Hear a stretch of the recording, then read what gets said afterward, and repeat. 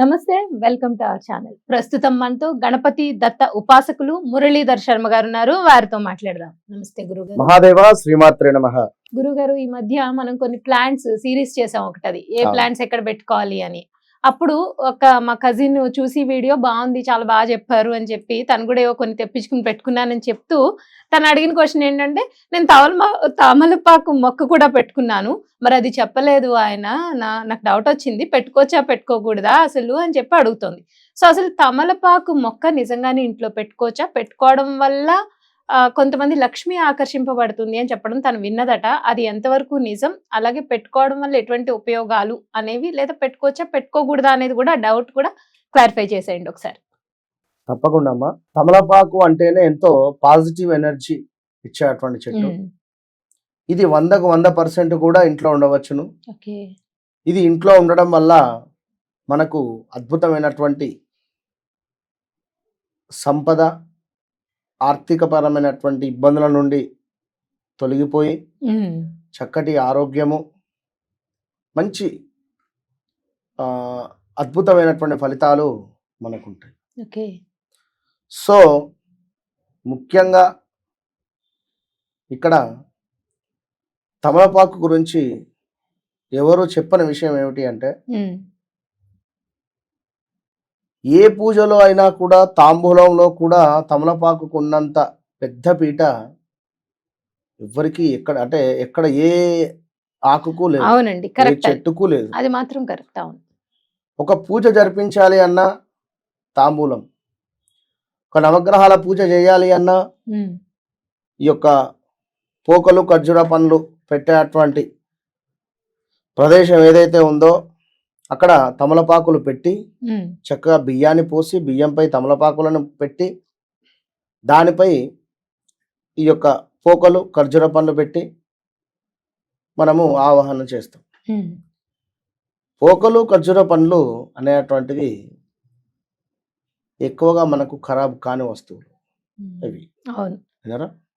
అందులో భగవంతుడు దీని యందు నేను పూజిస్తే నేను సంతోషిస్తాను, దీని అందు నేను ఉంటాను అనేటువంటి విధంగా దానికి సంబంధించినటువంటి కథ ఉంది. మనం నెక్స్ట్ వీడియోలో చేద్దాం. ఇక్కడ ఇది తమలపాకు అనుకుందాం ఉదాహరణకు. ఇది తమలపాకు. సో ఇది పై భాగము, ఇది తొడిమె, అంటే కింద ఉండేటువంటి తొడిమె భాగం ఇది. ఓకే. దీనిపైన మనకు ఇంద్రుడు, శుక్రుడు ఇంద్రుడు కొలువై ఉంటారు. ఓకే. దీనిపైన సో మధ్యల భాగంలో మనకు మాత శ్రీ సరస్వతి అమ్మవారు కృపా కటాక్షంతో మనకు ఇక్కడ ఉంటుంది సరస్వతి మాత. సో లోపల విష్ణుమూర్తి యొక్క అంశం ఉంటుంది, విష్ణుమూర్తికి సంబంధించింది. అదే విధంగా మనకు కింద మనకు లెఫ్ట్ సైడ్ చూసుకున్నట్టయితే ఇక్కడ మనకు లెఫ్ట్ సైడ్ లో పార్వతీమాత, రైట్ సైడ్ లో భూదేవి. ఓకే. సో ఇది మొత్తము కూడా చుట్టూ కూడా సూర్యునికి సంబంధించినటువంటి, ఇక అదే విధంగా ఈ విధంగా మొత్తము కూడా సూర్యునికి సంబంధించినటువంటి అంశంతో కింది భాగంలో ఈ తొడిమ ఏదైతే ఉంటుందో అక్కడ లక్ష్మీదేవి, ఇక్కడ తొడిమ భాగంలో ఇక్కడ కింద లక్ష్మీదేవి ఆరాధన. అంటే తమలపాకులు ఇన్ని దేవుళ్ళు ఉంటారు. తమలపాకులో ఈ రకమైనటువంటి దేవతలు కొలువై ఉంటారు. మరి అలాంటి తమలపాకును మన ఇంట్లో పెట్టుకుంటే ఎంతటి నియమ నిష్ఠలు ఉండాలి. అలాంటి తమలపాకులను మనము పూజించడం వల్ల, ప్రతిరోజు మనము చేసుకునేటువంటి పూజలో ఈ యొక్క తమలపాకులను ఉంచడం వల్ల, ప్రతిరోజు అమ్మవారికి తాంబూలాన్ని సమర్పించడం వల్ల, ప్రతిరోజు తమలపాకును మనం భుజించడం వల్ల,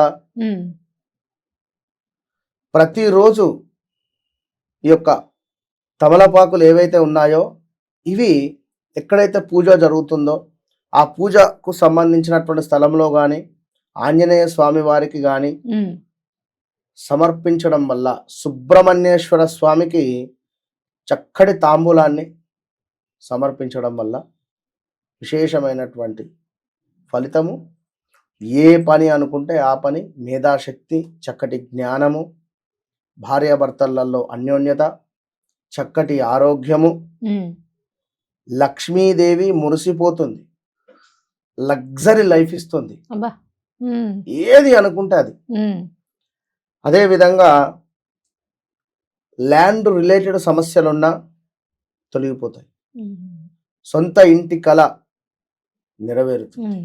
అదే విధంగా ముఖ్యంగా ఎలాంటి మనీ రిలేటెడ్ ఇష్యూస్ ఉన్నా కూడా మనకు క్లియర్ అయిపోతాయి. సో ఈ 5 తమలపాకులను మనం పూజా రూమ్ లో పెట్టుకొని పూజించడం వల్ల కూడా మంచి ఫలితం ఉంటుంది. పూజ అయిపోయిన తర్వాత దానిని మనం తాంబూలంగా కూడా స్వీకరించవచ్చు. ఓకే ఏందరా ఇప్పుడు నవరాత్రి ఉత్సవాలు